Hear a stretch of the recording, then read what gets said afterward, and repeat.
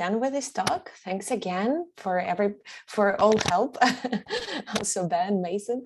We are now switching to the last talk, which is probably the, let's say, if you understood, we were moving step by step, trying to increase complexity and trying to use as much as possible building blocks that we were talking today before.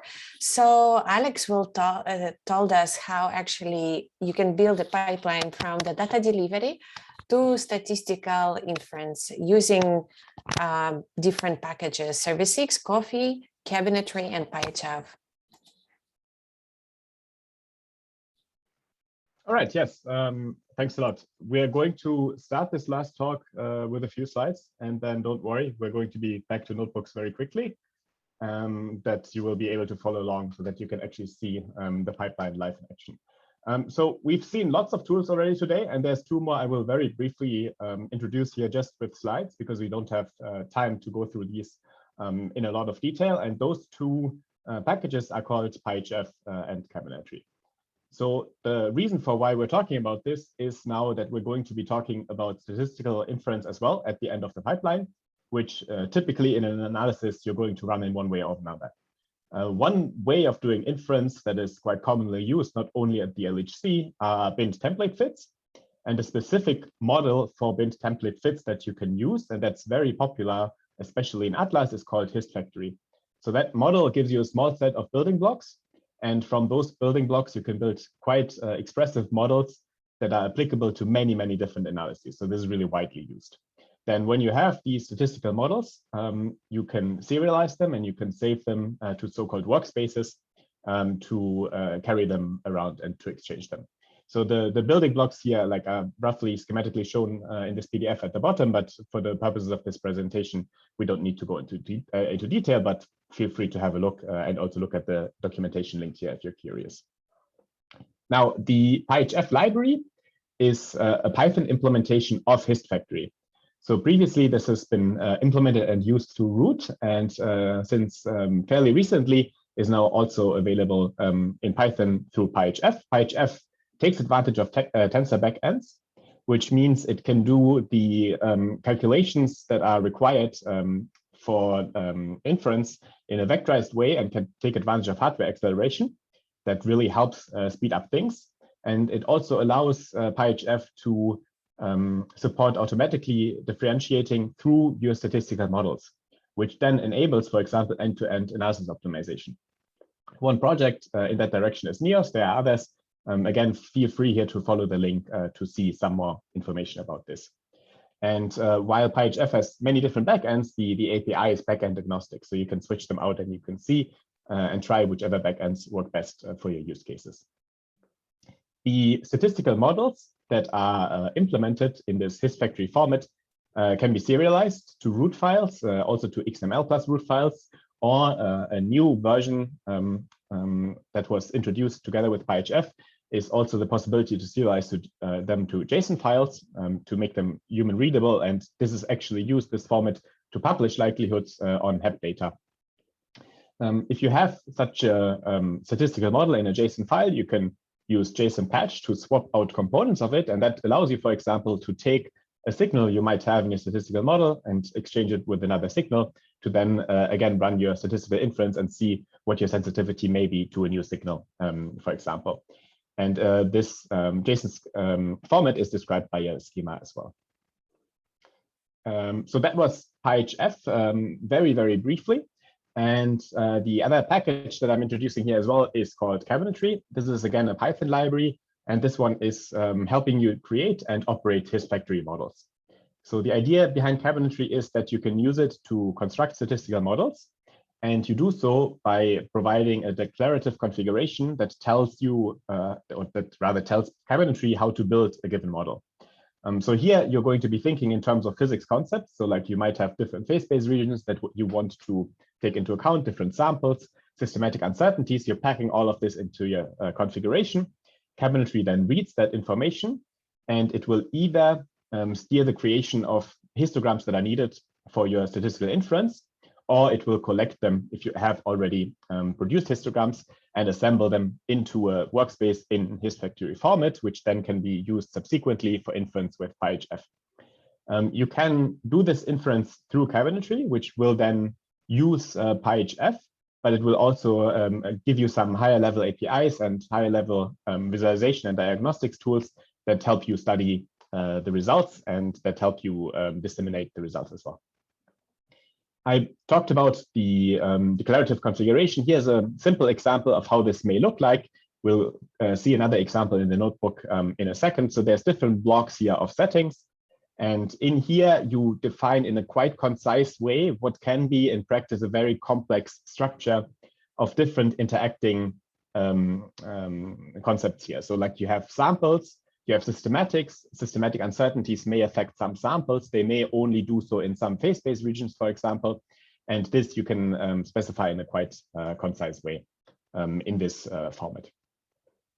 And then this is already the end of the short slides here. We're ending with a picture, which we'll also pick up again in a second in the notebook.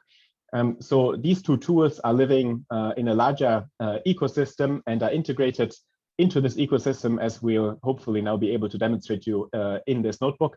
So here's a schematic of how an analysis pipeline can look like, starting on the left with the delivery of columnar data, for example, through ServiceX, then processing this data, for example, applying filtering, calculating new columns. And here we can use things that we've seen previously already. We can use coffea. We'll be relying on awkward array, for example. We can use funcadl for queries. We'll see this in a second. We can create histograms. Once we have histograms, we can assemble them into a statistical model. We can also take the histograms and we visualize them with MPL-HEP, as we've seen earlier. And then with the statistical model in hand, we can run statistical inference.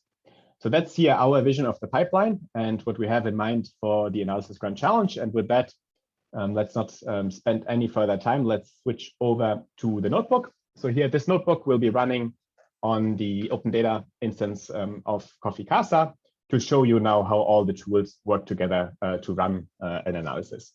And we're going to be using Atlas Open Data here, Higgs to ZZ to for Lepton, integrating all these tools together. To start out, we're going to import a range of packages here, and you should recognize some of these names if you've been following the workshop so far, because we're effectively picking up all the packages that we've been introducing earlier. Now, there's a bit of text here.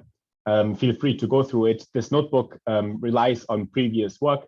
The analysis is based on an Atlas Open Data analysis. The ServiceX integration is based on a pyhf demonstration, and there was a fellow, Storm, an IRIS-HEP fellow, who also helped port this. What we're doing here is a technical demonstration. So even though we will in the end measure a signal strength for Higgs boson production here, we're not claiming that this has any physical meaning. We're really doing this to demonstrate the technical pipeline and also the systematic uncertainties we're using. Again, therefore, technical demonstrations, not because we think that this is physics-wise something now where we want to make a statement about. If you do care about the actual physics, please feel free to look, for example, here at this paper to see the actual physics results. So here again, just a technical demonstration. All right, so what is being used in here? We're going to be using ServiceX, funcadl, awkward array, coffea, hist, MPL-HEP, matplotlib, uproot, cabinetry, pyhf. Again, we've seen this previously, and we're putting everything together. The basic strategy of how we'll go through that is that we set up a query with funcadl to extract data. ServiceX is going to provide that data to us, or rather to coffea. Coffea will process the data and create histograms. We'll use uproot to save those histograms, and then we'll pick them up again by cabinetry to construct a workspace. Once we have that, we'll take that statistical model and perform inference with pyhf. So that's the high-level plan, and let's go through it. If you're following along and you are not on Coffee Casa, then you will need to set up your ServiceX endpoint, as Kyung-Yun was detailing in the previous talk. So here is the Atlas Open Data endpoint you can be using. You can use if you are on Coffee Casa, you don't need to do anything. Everything will just work for you. All right, to start out, we want to run over some files of open data, and we'll have to say which files we want to run over. So again, we're going to be using files on EOS here. And there's this dictionary here called file set, which looks familiar if you've seen the coffee talk earlier. We'll have a few different types of files. We'll have some data types, multiple different root files, and then we'll have some different processes that we have a Monte Carlo simulation for, and we're grouping them together into different categories that we're defining here just by some string.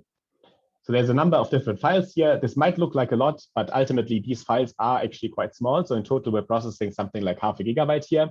Now you might think, okay, 0.5 gigabyte is very far away from the terabytes of data that I need to go through in my actual analysis.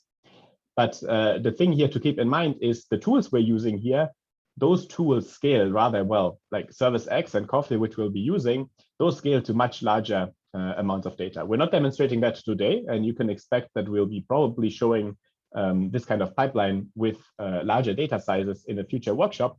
But here we're showing you technically how actually everything integrates together. All right, so we are going to define here the data that we need to run over and also set up some information for histogram binning. To start out, now let's define a query. We're going to be using funcadl. And what we want to extract from our data is events from Higgs 2,4 lepton decays. So let's set up a query that we can be using for that purpose. We put it here in a function that returns us our query. So what do is we use this where operator here to select events where we have exactly 4 leptons. And then in these events, we are going to want a few different branches that need to be available as columns later on for further processing, because we want to be doing additional operations that require using these columns. So we're extracting here lepton kinematics, we're extracting some scale factors. And one thing that we're doing at this stage now already is we're adding one systematic uncertainty. The systematic uncertainty here is a variation in this scale factor. So we call it scale factor up, scale factor down. And what it does is it varies this scale factor that we're calculating just by some constant number. So now, if you think about this, given that we just multiply this by some constant number, we could also be doing this later on. So why are we doing this? Again, this is a demonstration here. The kind of systematic uncertainty you define here might be one, for example, that needs the access to a lot of different columns that you don't need anymore for subsequent processing. So it makes sense to define this here so that you have a single column to use later on instead of having to carry around 100 different columns that you don't need for any other purpose. So you can already do this kind of calculation here at this stage. All right, let's set up the query and continue on our way along. So now the next stage is going to be setting up everything else we need so that we can actually get data and process it with coffea. First, we'll start by setting up a few helpers here that you also will probably need in your realistic analysis use cases. The first one here is a function that gives you that allows you to normalize events. So typically what you want to do is you want to normalize to some luminosity here. So in this case, this is 10 verse femtobarn. Then all the different Monte Carlo samples have some cross-section associated to them. That cross-section is stored in a dictionary, which is in this file called info file that's also provided. And the event weighting information is in there. So we extract it from the file, we calculate the cross-section weight and return it from this function. So this is our first helper. The second thing that we want to do is we want to be applying cuts. And we're going to be looking for Higgs 2,4 lepton decays. So what should those cuts be like? We're looking for 2 lepton pairs with opposite flavor, which means the total lepton charge should be 0. And we're looking for events that have either 4 electrons, 4 muons, or 2 electrons and 2 muons. We can write a function for that, and we're using awkward to implement the logic here. So the first thing we do, this function is going to receive the lepton charges. These are going to be awkward arrays, where each event can have multiple leptons. And because we made the cut above, we expect that each event will have exactly 4 leptons, because that's in our funcadl query.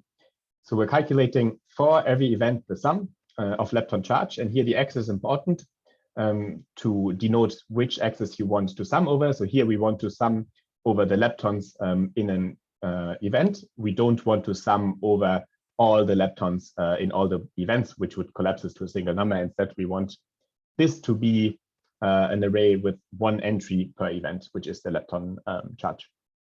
We also then want to select lepton types. We can do this from this lepton type array, and we accept 3 different values here. The lepton types are implemented with PDG IDs 11 or 13 for electrons, muons. So this means in our selection of 4 electrons for muons or 2, 2, the sum of lepton types should be 44, 48, or 52, and we accept any of them. So we use this logical OR here essentially to perform a cut that accepts any leptons that are where the sum of them matches these numbers. And then we combine these 2 things with the logical OR, this awkward.all, and say, okay, we want the charge to be 0 and the lepton type to be one of these 3 options. And we are going to accept all events that satisfy this. Now we get to the coffee processor next. So the coffee processor, as we've seen already, now can do a lot of things, and you have freedom to implement many things in here. What we're going to be doing is we will apply a few more cuts if we want to at this stage. We will calculate all the quantities that we're going to need to be filling histograms, and we can add systematic uncertainties at this stage as well. And we'll be indeed adding another type of systematic uncertainty also to demonstrate how this is done at this stage. We'll get to this in 1 second. The coffee processor here, it's going to inherit from the ServiceX processor, because this is going to be a processor that can handle input that it receives from ServiceX. And we're defining now this process function to say what should happen if we now get a batch of events. So the first thing we're doing is we're extracting some metadata, which we're going to need later on to decide where exactly to put the information in which part of the histogram that we're building here. We're extracting our leptons from the events. And now now that we have the leptons, we know that we want to apply a cut that we have defined above. So that cut was in this function called lepton filter. So here is where we call the function, giving it the lepton charge and the lepton types. This filter is going to return an array of booleans essentially, which we can then use to filter out events. And we apply this cut. Everything surviving the cut will be kept in our events. And then we extract again the leptons from our events. So now we only have the leptons left that survived our cut. With those leptons at hand, now we can calculate the 4-lepton invariant mass, which is done here. By taking our leptons, where the first index here is going to be the event. So we don't want, we wanted sum over the 4 leptons per event. And conveniently, these we can just sum straight together like this and take the mass from the resulting object, because coffee implemented all of this under the hood already for us. So this is quite straightforward to do. We do the division here by 1000 to go from MEV to GV in the end. So it's like this straightforward just to get the 4-lepton invariant mass calculated for us. So now that we have this 4-lepton invariant mass, let's actually store that in a histogram. We're going to be setting up 2 different histograms here. And the first one is just for data. The data histogram is quite straightforward. We bin it in a number of bins that we have defined above with the bin edges as also defined above. We give it a name and we give it a label. Here in principle, you could use another storage type other than weighted because it's data. It's just essentially an integer count. We're using this because it automatically adds the uncertainty drawn on a plot below, but it's not needed. You could do this. You could put this into an int64 storage if wanted. And we'll also need to be storing events from Monte Carlo. And this histogram is going to be slightly more complicated because we're going to have a few more axes. So again, the first axis is going to be the same, the 4-lepton invariant mass spectrum. And then we have a few categorical axes. The first one here is the type of, it's the category. We have defined multiple different categories to have the different backgrounds and to have the signal component. So we want to store them in different axes here. So we define an axis for that. And the second categorical axis here contains our systematic variations. So we have a nominal prediction, but we also have systematic variations. Above already, we defined the scale factor variations in our funcADL query. So we'll have two histograms to store the outputs that you get when you apply those scale factor variations. And we're defining two other uncertainties further down. So we're providing a histogram for those as well. Now, with the histogram set up, what we're doing is we're checking now from our metadata, are we running on data? If so, we fill the data histogram with a 4-lepton invariant mass. If we're not running on data, we need to figure out which sample are we running on. So we extract that information. We get the weight for that sample from this function here, this cross-section weight function that we've defined above. And we calculate our total weights to know what each event should be weighted by. We also defined, instead of the events.scale factor, nominal scale factor, we have in our funcADL query, we have the scale factor up and scale factor down columns calculated. So we also get now systematic variations for our weights defined here. And now with this, let's start filling histograms. In the first fill here, we're filling the nominal histogram. And for the data set of the category that we have extracted above, so here this will either be a signal or one of the different types of backgrounds using our nominal weight.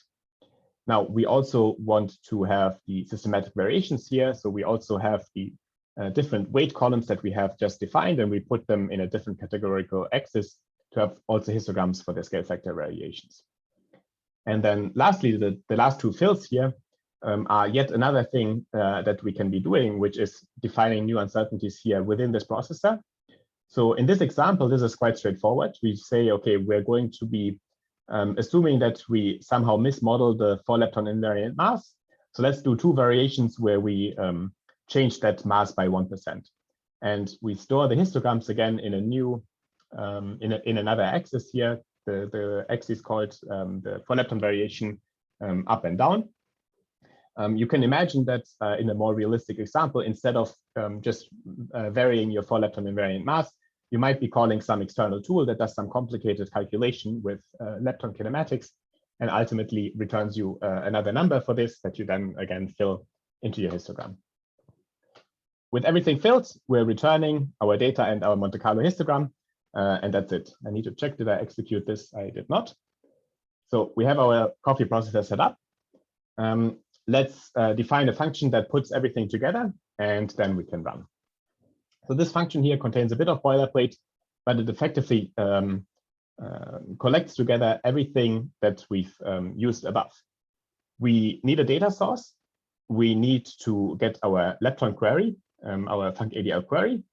We need an executor to run with. Here we're using the local executor. There's also DAS, for example, as another executor that could be used. We need to set up our data source. We need to instantiate our processor that we have defined above. And then with all of this, it's just a matter of running over all the data sources here. And what we do is we run our executor, giving it the processor we've defined above and the data source. In the end, then we get back a dictionary with histograms. We collect everything. And this function returns us again our dictionary with histograms. So this function itself won't actually do anything yet. It's just defining the function that will do the work. So let's run that one. And finally, we're at the point where we can run everything in this cell down here. Let's give it a try. This will be quite fast, or no, I'm pleasantly surprised. I managed to have gotten rid of the cache.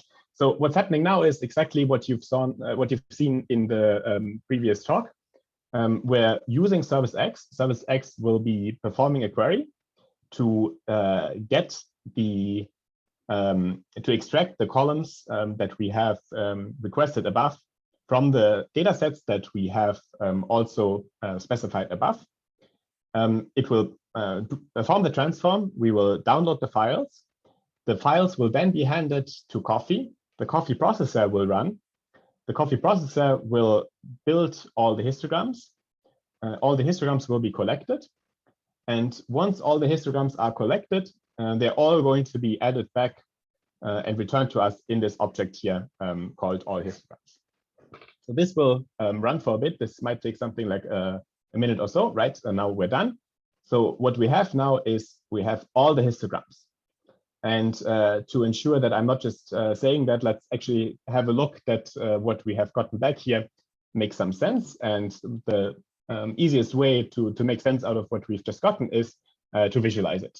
We've heard many different methods today about how we can do this. So let's use multiple different libraries for this purpose now.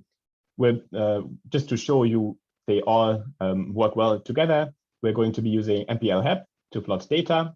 We're going to be using HistDirectly to plot a stack of Monte Carlo. And then we're calling a utility function. You can look at this utility module. This is using matplotlib directly just to draw the Monte Carlo statistical uncertainty on top of the stack of Monte Carlo. And there's another utility in the end so that we can save everything in PDF and PNG format. And that's our plot that comes out. You can see we are plotting the for-lepton invariant mass in GeV in bins of 5 GeV, and we're drawing the amount of events across all the bins. We're looking at Higgs to for-lepton. That's our signal here, and you can see it peaks in this light blue color around 125 GeV. You can see the two different types of backgrounds that we're considering that we've grouped together at the very beginning of the notebook, shown here in the two different colors. Everything is stacked together. Data agrees fairly well. We have the Monte Carlo statistical uncertainties. There's maybe a bit of lack of Monte Carlo here, but everything looks quite reasonable. It seems like we've not made any dramatic mistakes. We've gotten back all the data we want. Let's proceed now. We have our histograms. Let's make a statistical model out of them. And we've seen previously already, it's straightforward to take those histograms and to save them to a file. We'll be using uproot for that. So let's do this. We want to save everything to a file called histograms.root. And we just do that. We save data to that file. We save all the systematic variations for our backgrounds that contain single Z or TT bar, and also diboson, as well as the signal Higgs processes. We're saving all the histograms. Now we have this file histograms.root that contains everything that we need histogram-wise for our statistical model building. So now this is the point where cabinetry enters. Let's take a look at the configuration that is also provided here in this repository. And this configuration, you can take a look at this config.yaml. We'll take a look at only some aspects. One thing this configuration defines is the samples that we want to be running over. Those are the same samples we defined at the beginning of the notebook. We want data because we want to fit our model to data. We want the signal that we want to extract here, and we have the two different types of backgrounds. And another important thing here is systematics. Again, both of these things are just lists of dictionaries. So the systematics are a list of dictionaries, and each dictionary is a systematic variation. One systematic variation to consider here is what we call the scale factor variation. And there's a path associated to that that will be constructed into a full path to look up the histogram to determine what this systematic variation actually means. And that systematic variation means, okay, look at the histograms that we have built and interpolate and extrapolate between them to get your model response for every point in parameter space. And we've saved these histograms above with these postfixes. So that's why we enter them again here. We have the for-lepton invariant mass variation that we defined in the processor. And we add a new systematic variation down here as well. So this one is a systematic variation that does not need any histograms at all. So here we just say, okay, our diboson or ZZ normalization is something that maybe we don't know so well. Let's put a 10% normalization uncertainty on that.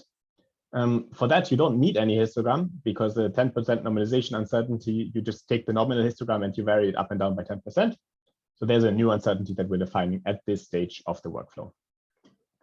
Now, with this configuration set up, what we need to do is three things. We're going to collect all the histograms so that cabinetry has them available.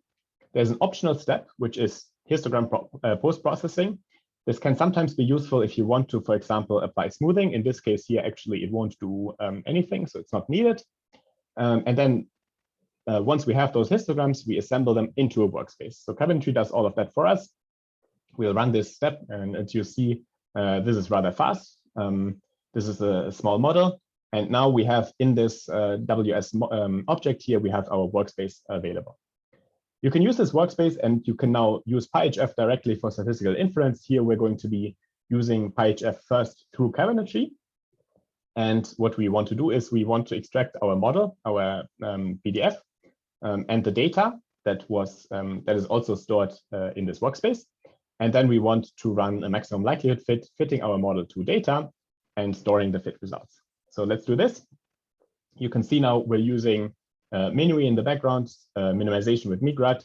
You can see some of the information about the minimization showing that we have successfully converged. You see the results for all the parameters here. These are Monte Carlo statistical parameters. And then at the end of this list here, we see something called signal underlying norm. This is a parameter scaling the signal normalization, which we also defined in the config. We'll see that it comes out to be roughly 1, which then in this case would, for example, mean standard model compatible, and the uncertainty. You see we have 3 different parameters here corresponding in name to the 3 systematic uncertainties we've defined above. And instead of just looking at this output here, it can often be more convenient to look at this in picture form. So cabinetry provides functions for that. We can visualize the so-called pulse, for example, in a plot like this that will look familiar if you are used to running these kind of template fits, for example, in Atlas or CMS, where we can see the pulse of the different nuisance parameters here. We can also, just to give you another example, visualize the correlations between parameters here in this correlation matrix, showing you the correlations between different parameters. We have applied here also a threshold. You can see in the output above, we actually have more parameters than what is shown here. So here we're only including parameters that are at least 15% correlated with others. And then one other thing that typically you're interested in is actually having a look at the post-fit model prediction. So let's do that. One thing to note now is that this prediction can be done using only the information stored in the workspace. And the workspace, the statistical model, does not include some of the information typically you may want on the plot. And that includes, for example, the labeling for whatever observable you're plotting, because that doesn't matter to the fit. The fit doesn't care whether you are fitting a 4-lepton invariant mass or whether it's some missing ET variable or whatever the variable is called. And the fit also doesn't care what your bin boundaries are. The fit only cares how many events you have in a bin, but not how big this bin is. So because this information is missing, we probably for plotting typically want to inject that information again. There's 2 ways of doing this. One of them is that you set up a small config, another dictionary here, and we do that to specify again the binning that we've been using in this in this notebook, and then in this function here, where we do the visualization, we hand over the config for the plot. And the other method is that you actually take the figure that we're going to produce and you modify that figure directly. So we're doing both of these methods here. Before we can do the visualization, first we need to create this so-called post-fit model, the post-fit model prediction. And there's another utility in cabinetry that does this. You hand it the model and the result of the fit, the maximum likelihood estimate we've done above. So let's run this. And as you will be able to see now, here we have our post-fit distribution. We have our signal shown here in orange this time, our 2 different backgrounds. We have data. The uncertainty band here now includes the full post-fit model uncertainties, statistical and systematic combined. And you see that generally we have fairly good data Monte Carlo agreement here in our result. Lastly, just to demonstrate, we've been using pyhf for these fits here through cabinetry, but we can also use it directly. This is not a problem at all. And just to show you that, here's an example of using the pyhf API directly. pyhf.infer to do a hypothesis test to calculate the so-called CLS value ratio of p-values used for limit setting. So we can do this here to test, for example, a signal strength parameter of 1, and you can see that the CLS value for this is roughly 0.5. With this, then I think we arrived here at the main part of this notebook. There is an additional section down here that has some more conceptual discussion of possible ideas about control flow and duplication of information in case this is of interest. So please feel free to have a look, and we can also go through this if there is time. And lastly, to advertise this, if you've now seen all of this in action and you want to get a bit more familiar, here's a few ideas of things you can be doing to this notebook to learn a bit more about the different tools. Also, of course, the previous notebooks already shown today will give you some more ideas of things to try out if you want to learn more about specific tools. And at the very bottom, there's some advanced ideas. Ultimately, of course, try this out with your own kind of analysis. Are there any things that are missing that could be streamlined or that currently don't quite work in the way that you would expect them to? And in general, if there's anything you run into, please do let us know, because this is super helpful for developing all of these tools. But instead, I think of going through the section now, let's see whether there's any questions first so that we can address them. I see Slido here. How will you include a data-driven background in this analysis workflow?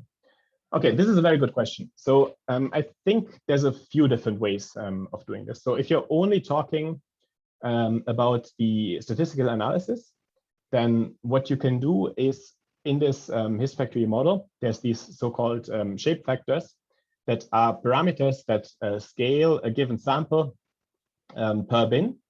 And you can apply them to different bins to, for example, have some control region that you use to estimate your data in some signal region. So this is something that is supported within the HistFactory model.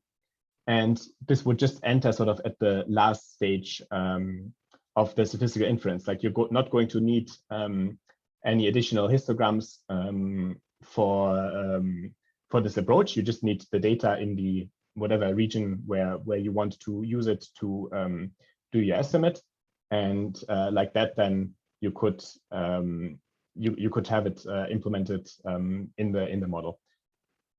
If you want to go a different route and you want to not do the data-driven estimate inside your statistical inference part where you run one fit, so instead of having everything in one big fit, you want to first do the data-driven estimate and then use that, freeze it, and put it in your fit. You would have an additional step that you inject before to, for example, then to build a histogram for that. But I think in general, the preferable way would be to have everything in one step.